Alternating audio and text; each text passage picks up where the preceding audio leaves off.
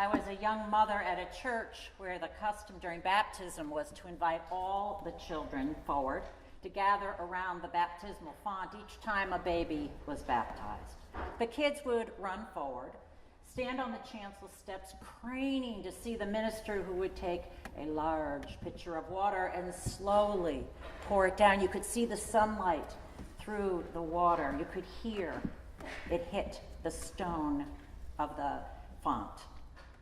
One baptism Sunday, the lesson was from Matthew about Jesus and his baptism. And there was a voice from heaven saying, "This is my beloved Son." Those words may sound familiar because in today's story, also from Matthew, the exact same thing is said to have happened. Words from a heavenly voice saying, "This is my beloved Son." Now, all those years ago, those few words from Matthew that I heard about the baptism formed the basis of a little homily given as the children stood around the baptismal font, and I've never forgotten what was said. We were told that God's voice was saying the same thing to the baby that was being baptized that day. "This one, she is my beloved child." That God says the same thing at each baptism, indeed at everyone's birth. "This is my beloved child." You get a new name at baptism, said the minister. "We all do. Your name is now beloved. Mine is." The homily ended and the kids all scurried back to their seats, but I thought that what had just been said was powerful. If it's true, it would tell us who we are, whose we are, God's beloveds. Today's scripture in many ways centers on this question. Were those words about being beloved meant for us as well as for Jesus? "You are my beloved child." They're repeated affirmation that we are treasured, given at an early stage when we're deciding if we can begin something new, like a baptism and then Jesus starting his ministry. And then they're given again at this later stage where Jesus is at some turning point that we heard about today. He was wondering if he could ever finish his important task. Do we hear it when we are wondering if we can finish what we are called to do? When we know that what lies ahead will be very hard, that death itself might be near, or that we need to keep going despite a death, despite a huge loss that has taken place? Are we hearing, "You are my beloved child," affirmed for us at that time? That is the scene today, after all. It's not a river with rushing water and a baptism, but a mountainside very near the end of Jesus' life. Maybe it's your scene also. Can you continue standing by one as they die, or is it too hard?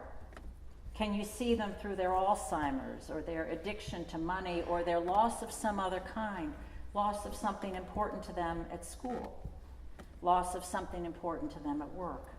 Can you stand with people through their anxiety or their lostness after retirement? Can you stand with them as they act out in their pain? Can you hang in with the kids who are transgender and have lost their rights this week? Can we go to the mosque to worship with Muslims even though we're afraid, as we are being invited to do? There are a lot of reasons that any of us might be climbing a mountainside with good friends. You know how great that experience can be. There's a delight in getting away from what we leave below.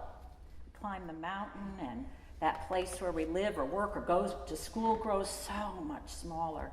The everyday roads and routes and routines shrink as we ascend.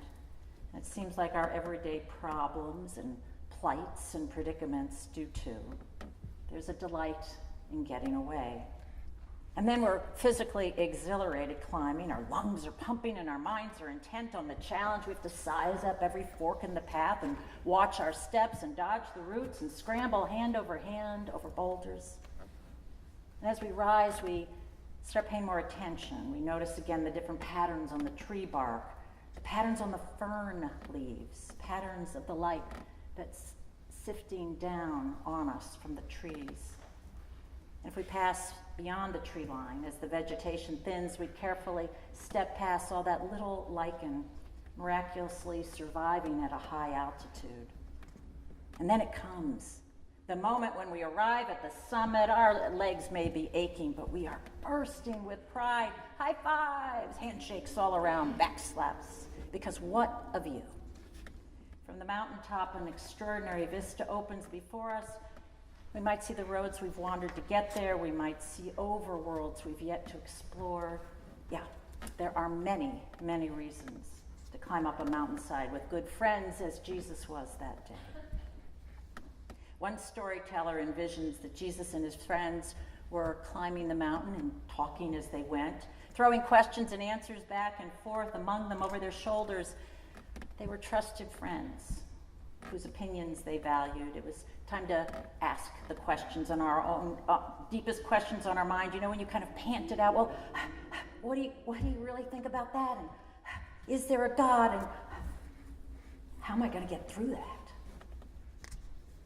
Then near the top, the storyteller envisions Jesus races ahead so that when the others crest the top right behind him, they're blinded by the sunlight in which he stands. And they're all so joyful. So good to be together and to be away that they start singing and dancing and releasing their worries. I've never seen Jesus like this, Peter calls out to James or to John. And then over to Jesus, Peter shouts, let's stay up here forever. We'll just pitch our tents right here. Wouldn't it be great? But even as Peter is saying that, he notices that Jesus is looking out in the distance. And following his gaze, Peter sees Jerusalem and the roads that lead up to it already dotted with crosses. Gruesome warnings posted by the Romans to keep the Jewish populace in line. And as all the friends now look where Jesus has turned, their voices are still where there had been men shouting, voices echoing. Now there's only a heavy silence, and truth be told, there's a fear. And then Jesus comes closer to them and reaches out. Says, don't be afraid.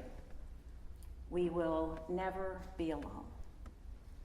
You are God's beloved child. It seems that Jesus trusted that completely. Seems to have been so reassured of it again that day on the mountain that he gained strength and perspective for what lay ahead. It seemed he even looked different to his friends. And later, when those friends would reminisce about it, that trust of being God's beloved, it seemed to have been what made all the difference. Last week, and 16 of us from King's Chapel made our way not up a mountain, but down to Hingham. It was the annual church retreat, and the topic was prayer. We stayed in one of the big private guest houses on the grounds at the Benedictine Glastonbury Abbey, and from the windows of our simple rooms, we saw trees and rocks and snow still on the ground. A few miles away, we could watch out over a rocky beach to that endless Atlantic, the waves rhythmically arriving as we listened in the quiet. A lap of water that came to the shore, and then a pause. Another lap of water, another pause. At the retreat house each evening, we sat in a circle after dinner and offered one word that he or she associated with prayer, one word indicating maybe a hope for the weekend. And among the words were these: perspective, light, strength, wholeness, guidance, clarity, connection, knowing we weren't alone. Like Jesus and his friends, hoping to gain insight and strength for what lies ahead. And last weekend, for some, by the retreat's end, they had glimpsed these things, more quiet, perspective or clarity. And a part of us, like Peter, didn't want to leave, wished we could pitch our tents there forever. Do you know that feeling? The yearning for some greater purpose and clarity and calm, strength for what lies ahead.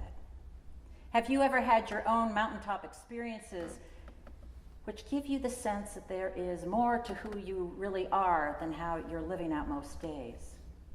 Have you felt restless when you go back home? to your regular ways again, maybe even trouble. When Matthew first wrote this story of the mountaintop transfiguration of Jesus, his readers were restless and troubled too. They were deeply uneasy. Who were they anymore? What were they meant to do about what was happening in their country or what was happening in their faith lives? Because the old Judaism seemed to be waning. People within the synagogues were disagreeing. And what were they meant to do about their own souls? When Matthew wrote the book, probably in the year 80, the Jewish people were in crisis. Jesus had died 50 years before, but no Messiah had turned up to miraculously save them. The Romans were still in charge, but the young people, convinced in every generation that things can be different, had taken up arms. Like guerrillas of every age, they hid in the hills and small villages, and when they could outnumber or surprise a band of Roman troops, these zealots in Galilee attacked.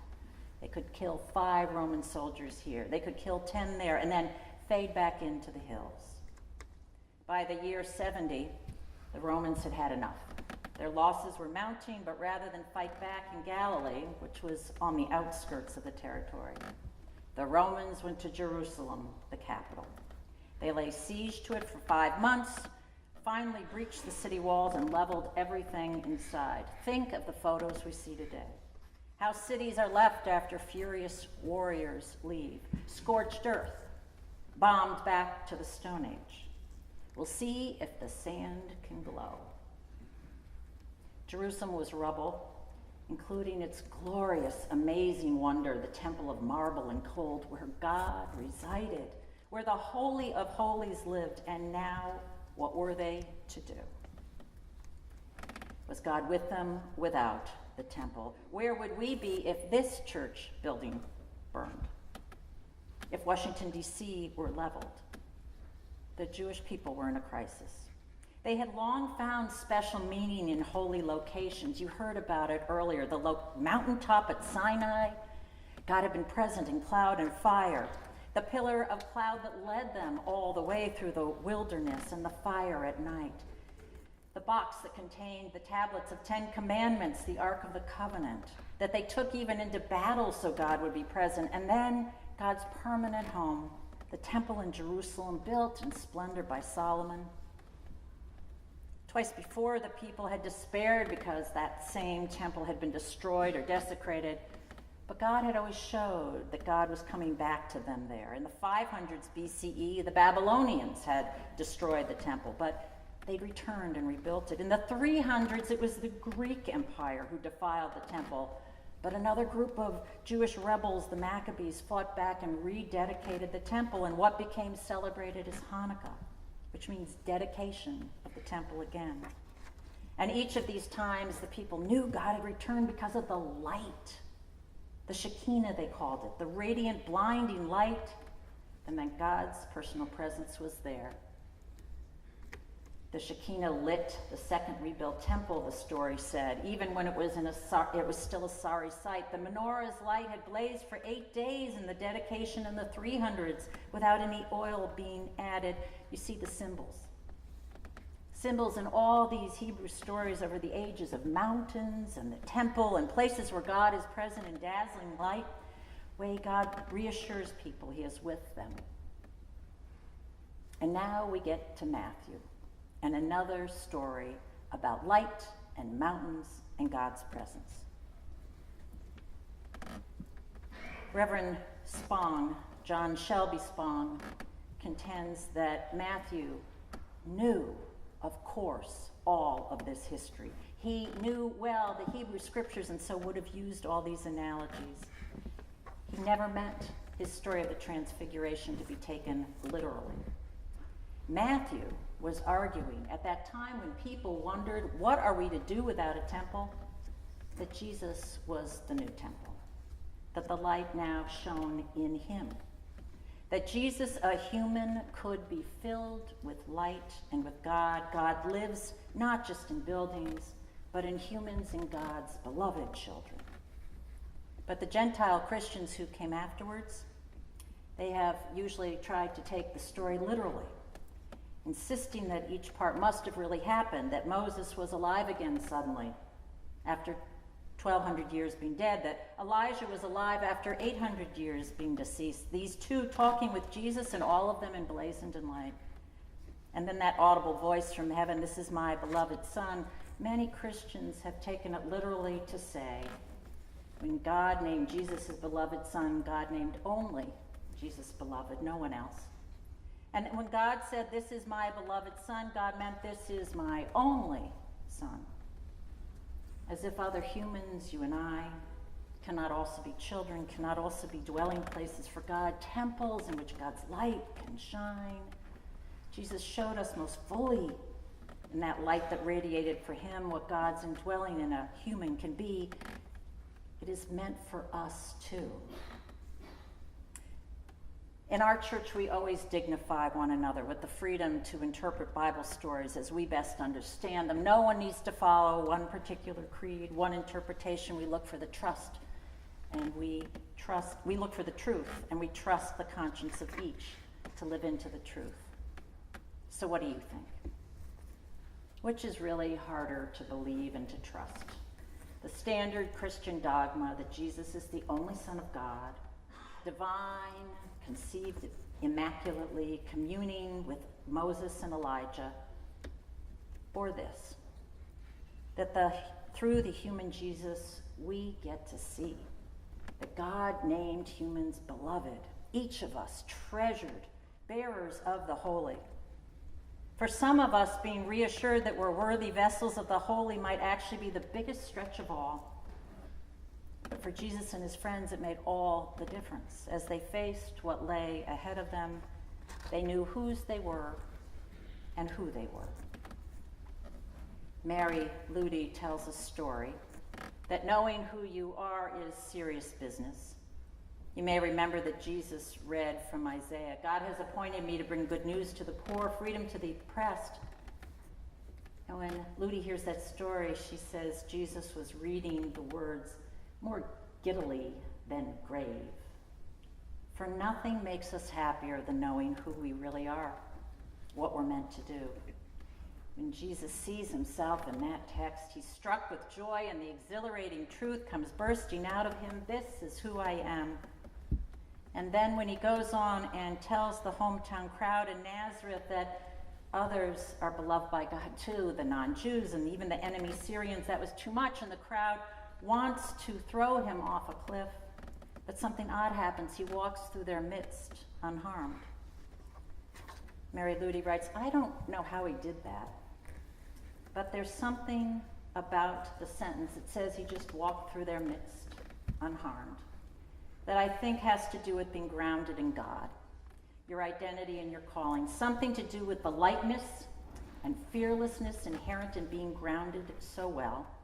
The safe passage, it grants you not to avoid danger or suffering, but to go straight through it, with your freedom intact and your eyes on the prize, anchored in and lifted by the joy that no mob can kill, no circumstance can alter, knowing you're beloved." It's the same affirmation that Jesus faced as he went towards Jerusalem. Time after time, I see that light in you, vessels for the holy, beloved daughters, beloved sons. May we courageously live in love in that light.